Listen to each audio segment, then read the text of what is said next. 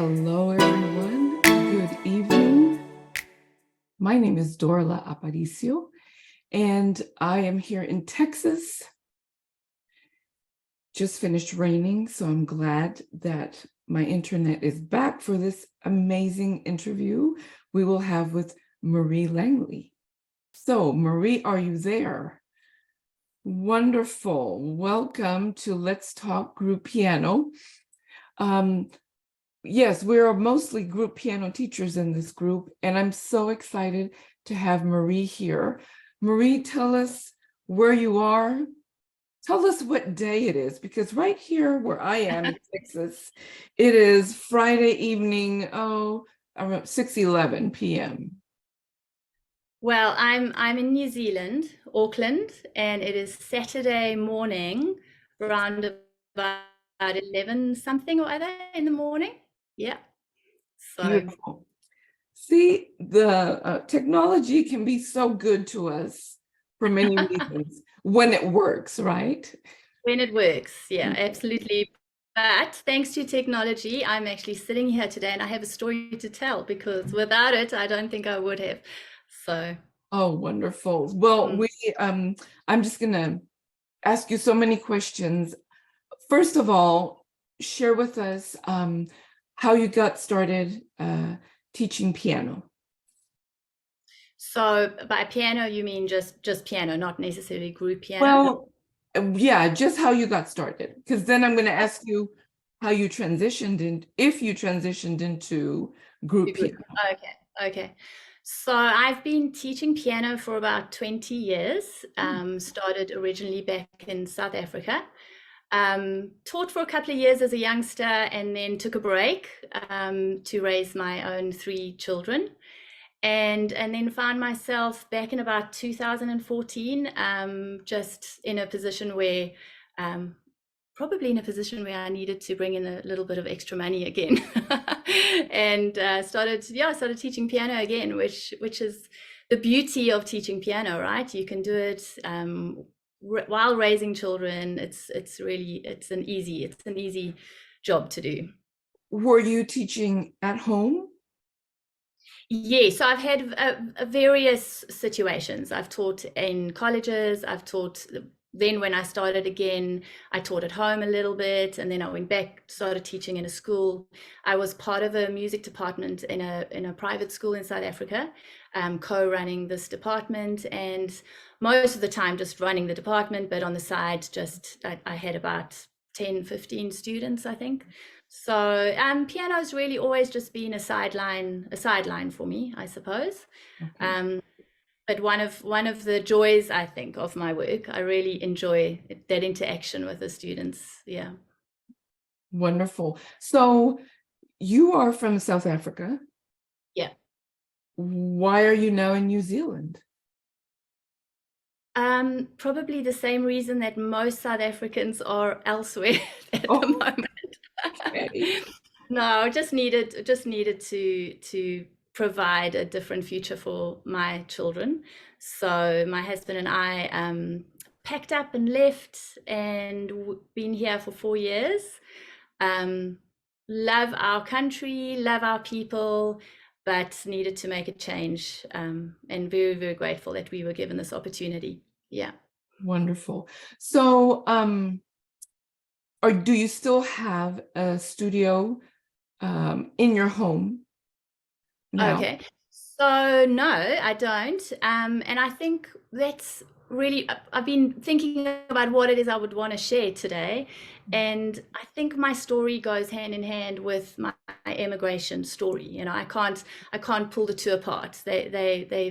Um, we arrived in this country, we didn't have a network, we didn't know anybody, right? And found ourselves in a culture that we don't necessarily understand yet, or and so originally I just started teaching at a school, um, classroom music, and did that for 2 years, and then actually changed jobs or changed schools, started teaching in a new school, and then decided, well, I was ready to start teaching piano. So I teach in my school classroom in the afternoons after school time. That's where I teach. Yeah. Oh, okay. So let me see if I understand this correctly. You teach regular classroom music at a school, and then Yes. after Yeah. school, then you teach your piano students. Yes, yeah. So I have a full-time job teaching at my school. It's a primary school that I do primary music. Mhm. And pri do you call it primary in America? I'm not Elementary, elementary. elementary Yeah, school. yeah, elementary school. And then after 3 in the afternoons, I do piano. So I did individual piano lessons for the first year, and just found that I had such a long waiting list that then decided to make the move. I actually didn't even know group piano teaching existed. I didn't think it didn't even cross my mind. I didn't know that people were so crazy that they could do that, you know. I thought it was nuts when I first heard about it. Okay. Oh, um, yeah. tell us, how did you first hear about it? Well, Auckland went into a 3-month lockdown in Mm. about August 2021. And it was only Auckland, not the rest of New Zealand. I was stuck at home, and I had these piano students, and I needed the income obviously, and decided, well, I'll make the adjustment and start teaching online, which was a huge adjustment for me. I didn't know how I was going to do that. You know, I think we all just learned a whole bunch of new skills, right, doing all these lockdowns. And then I just had a lot of time on my hands. I had a lot of time. Um, I was looking for answers online, and I suppose in that looking, I just came across. I think I came across you, Dorla. Oh, Reason. okay. Yeah, I think it was. I found Layla V's. I don't know how to Yes, say her name, Leela. Layla. Leela. And somewhere along the line saw your name and started, yeah, I just started reading up about you.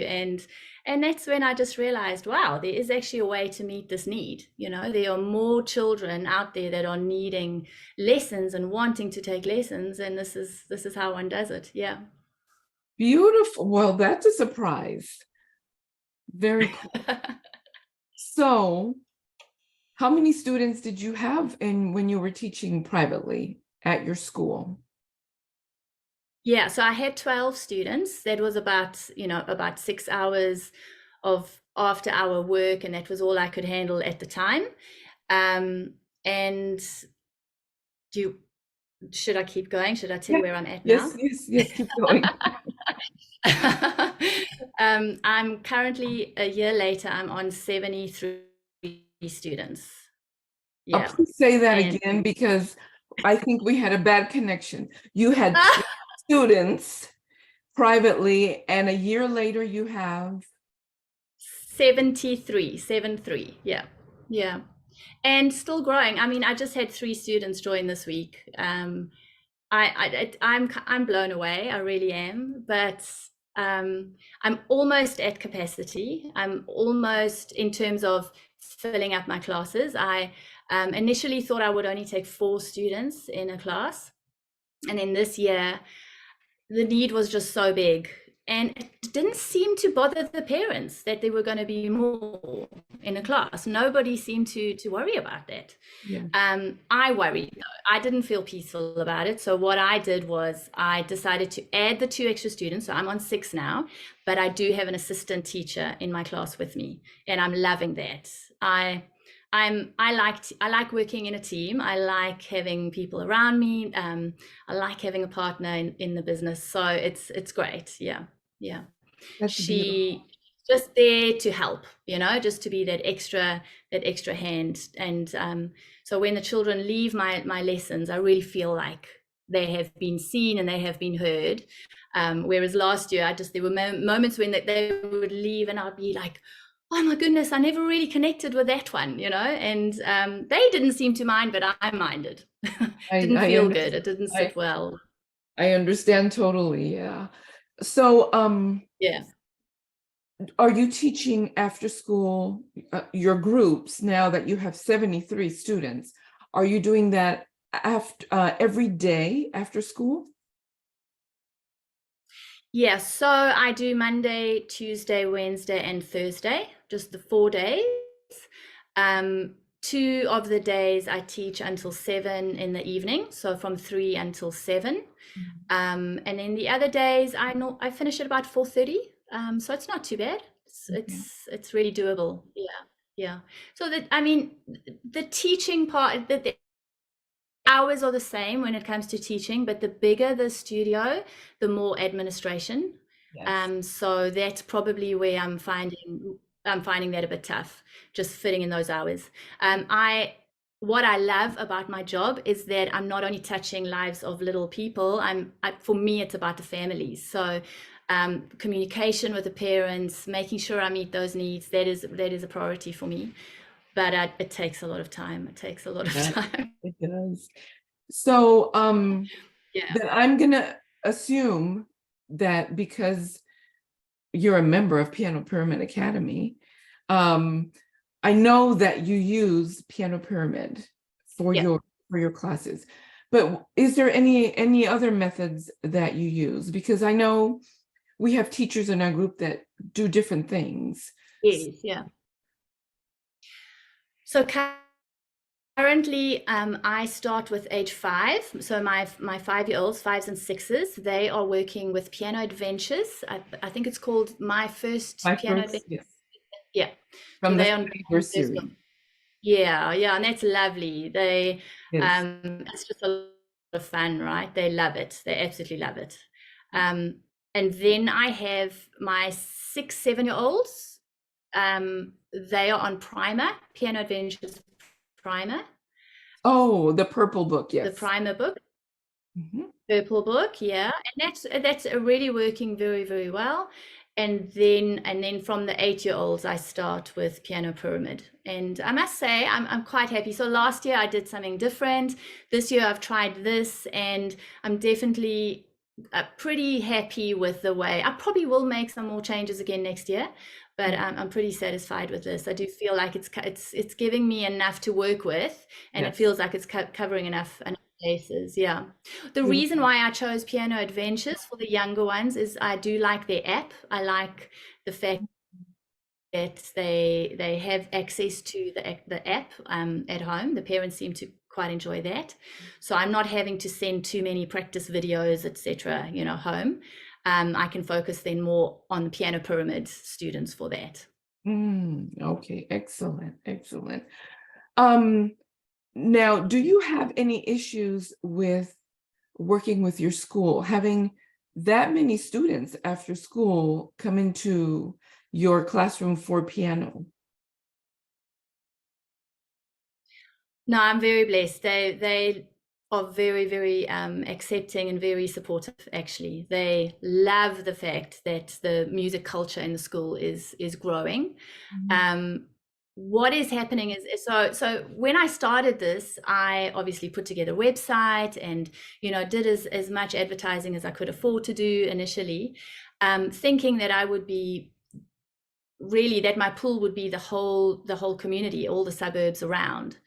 And in the end, I've ended up with currently 70 of my students are actually from my school students, and Oh, only 3 at the moment are come from other schools, um, which which is really quite mind blowing because I don't teach in a very big school, but what happens is, I think that the kids know me first of all, so the parents really like that. They love the fact that the kids feel secure, and it's in a classroom that they know. Parents really want that safety and security for their children. And then also, if one friend is doing piano, then the other friend wants to do piano. So I mean, it's great, but I do feel like I'm going to have to draw the line somewhere. There surely, I probably need to bring in like a guitar teacher or something just to diversify this a little bit, because we have a lot of pianists now at our school. But I mean, it's a wonderful foundation instrument, yeah, right? It it's the teaches them so perfect. much. Yeah. So So yeah, yeah. did you buy the keyboards or did the school buy the keyboards that you use? Yeah, so this is my business. I've bought the keyboards, everything. I run everything myself. Yeah, the school just provides me with the venue, but I rent the venue. I pay for after hours. A little bit tricky there because if I did want to grow my music school, it could get a little tricky because my venue, my place is not very big. And the minute I move away from school, what's going to happen then, because at the moment, having it at school is definitely a massive draw card. So, I would probably have to redefine a couple of things later on. But for now, this is where we're at, and it's working. It's working well. I can get really. I can feel really nervous about, those kind of thoughts and thinking, oh, I'm stuck now. I'm never going to be able to make change. But actually, I've learned that it's one step at a time, and before you know it, things, you've redefined it all and it looks totally different a couple of years later. Yeah. It will So take care of itself. be true to the moment, make the best choice in the moment. Yeah. Mhm. Beautiful. So, well, that answers the question I had about what do you see happening later on, but you're just going to be in the moment and not really rock the boat and see what happens, what it grows into, right? Yeah, I am a bit torn. Part of me feels that and understands that and wants to stay there. But I also know that without vision, you're not going to grow, right? You're not going to go anywhere. Like you have to think ahead. You have to have a bit of a bigger plan as well. So currently, I'm kind of torn. I'm kind of figuring out, do I actually want more? Don't I want more? I haven't answered the question yet. I feel like things have they've just grown. Obviously I have made certain choices and made the right decisions but not necessarily with growth, like massive growth in mind. I don't think I'm not really driven by numbers, but I'm very driven by meeting the needs of the community that I'm in and serving the community that I'm in. So if more children want lessons and I can provide them, I'm going to do it, right? Because it Right, right. means more interaction with families and yeah. So no, I don't have the perfect picture yet of what it's going to look like, but I do need to start thinking about it. I I just don't always have time to think. yeah. I love that your primary goal is to serve your community and to share music. And I think even though we do have to focus on the numbers, that if our focus is on our community and the needs, that your growth is never going to stop. I know you will always look at the numbers because we have to eventually, at least once a quarter. But Yeah. having that heart for our students and their families is really the best focus that you can have, or any of us teachers can have. Yeah, it is. It's just so satisfying, right? If that's what you're aiming at and you end up having a conversation with a parent and the parent tells you like how these lessons are transforming their family time at home. And, that's all I need to hear to know that I'm doing what I need to do. Beautiful. So when you do recitals, how does that work? Mhm. How do you, like, what do your students perform? And do they perform solos? Do they perform ensembles?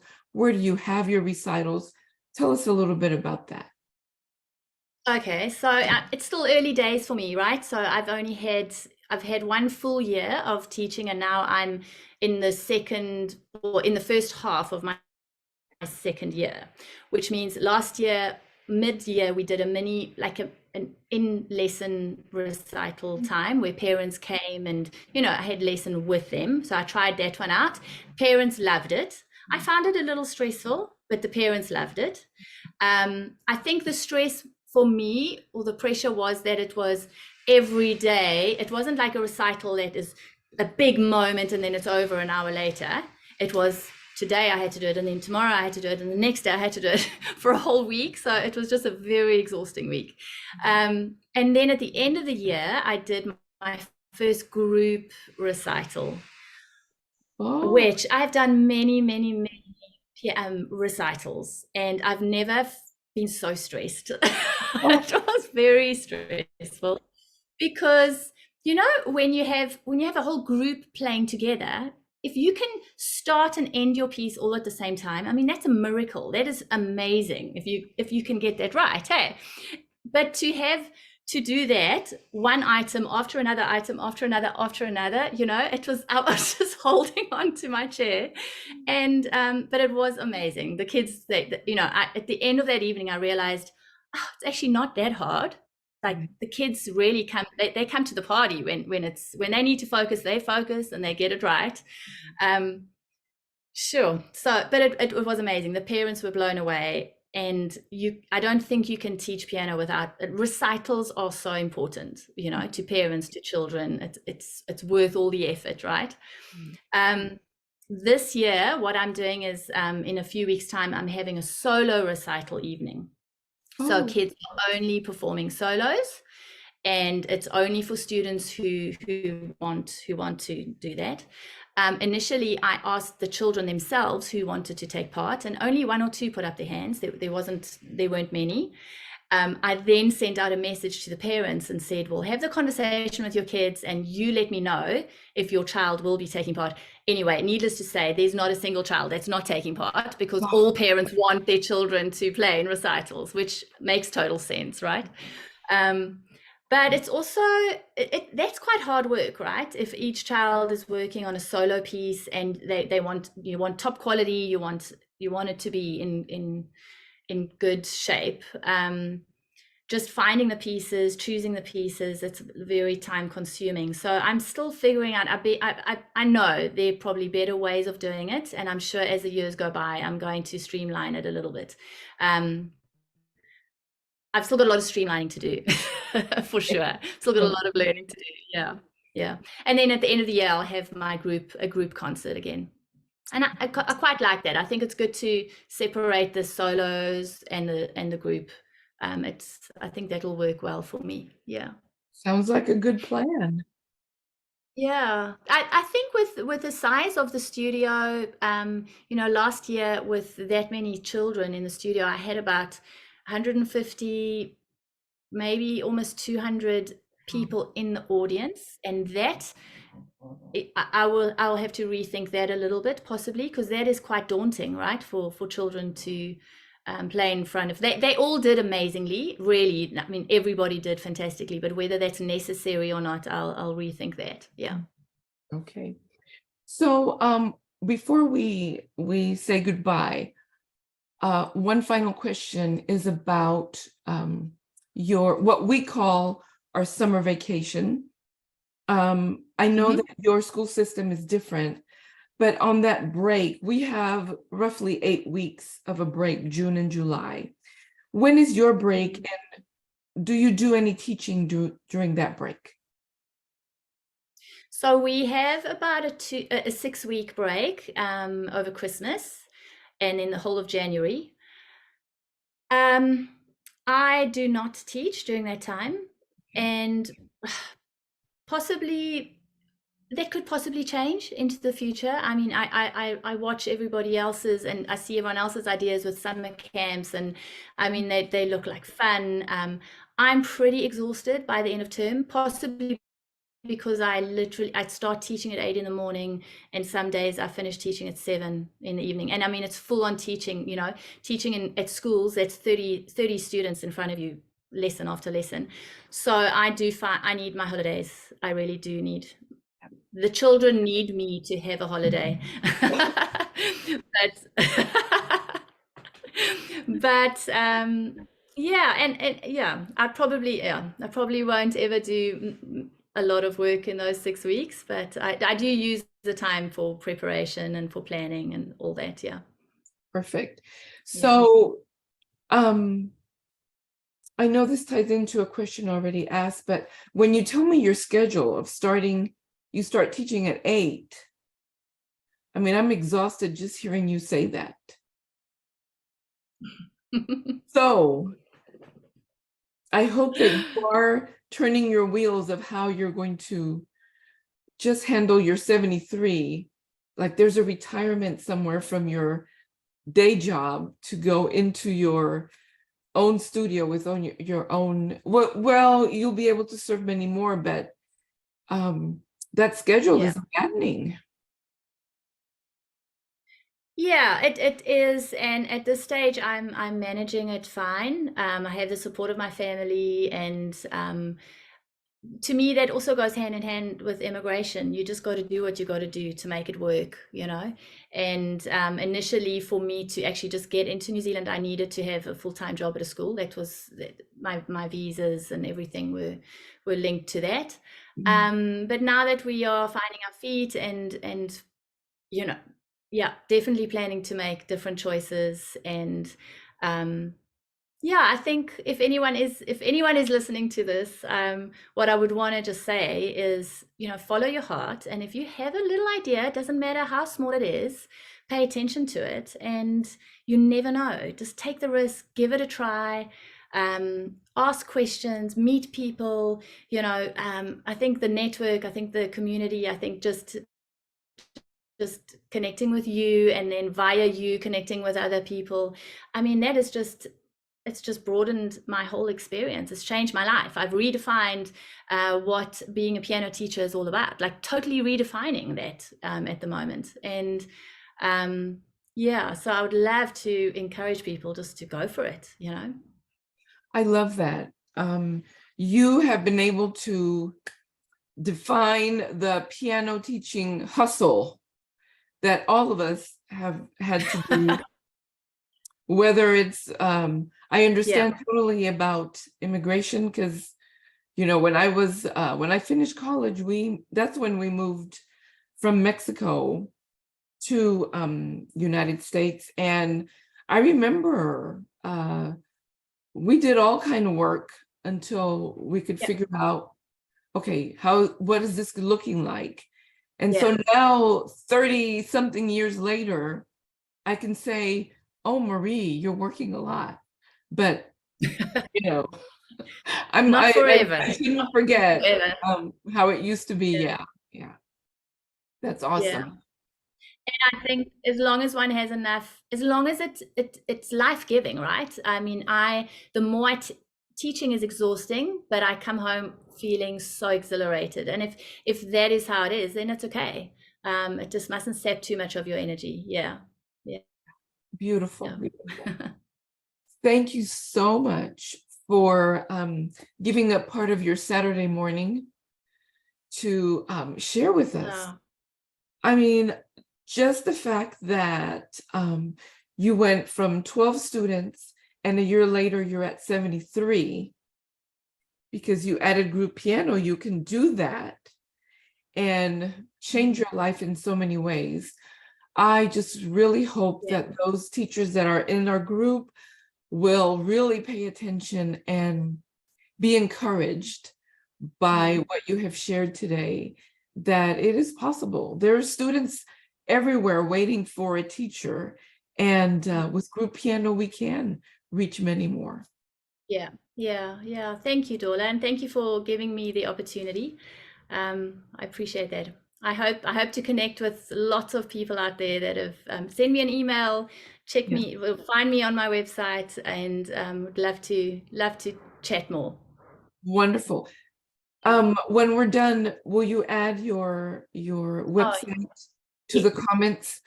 And thank you again. Thank you, Dorla. All right. Bye-bye, everyone. Thanks for watching.